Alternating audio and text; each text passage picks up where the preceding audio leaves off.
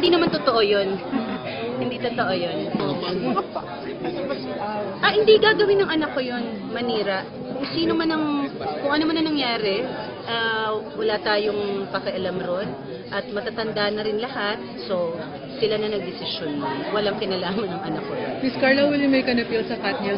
Okay, para sa mga Katniel, ang masasabi ko lang, guys, mga anak, huwag tayo masyadong mainitin ang ulo. Huwag tayo masyadong palaaway. Iwasan natin yan dahil hindi yan nakakatulong sa mga iniidolo nyo.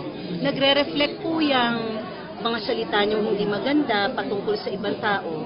Yan ay nagre-reflect sa mga iniidolo nyo. Ang lumalabas, ganyan ng ugali o ganyan kayo kausapin ng mga iniidolo nyo. In particular, dun sa Katniel. No? So para sa pakiusap lang, tama na ang galit. Baguhin natin yan. Katulad ng lagi kong sinasabi, mas marami tayong dapat ipagpasalamat kesa ang mang-away ng mang-away. Please, iwasan nating mang-away ng ibang tao. Maging mature tayo. Tutukan natin ang pagsuporta. Kung talagang mahal nyo ang Katniel, dun kayo tumutok, suportahan. Lalo na yung bagong palabas na Pangako Sa'yo at meron tayong Manila Film Fest. Ang dami pa natin gagawin. Huwag nating ubusin ang energy dun sa pakikipag-away o pagkagalit sa ibang tao. Tantanan po natin yung mga hindi kasali dun sa Katniel.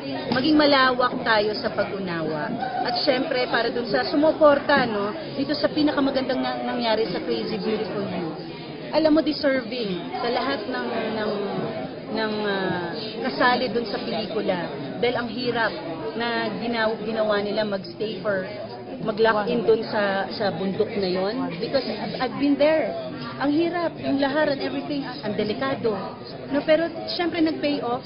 At maraming salamat sa mga nanood. Overwhelming yung ako nga hanggang ngayon hindi ako makapaniwala na nangyayari sa buhay ko ito, no?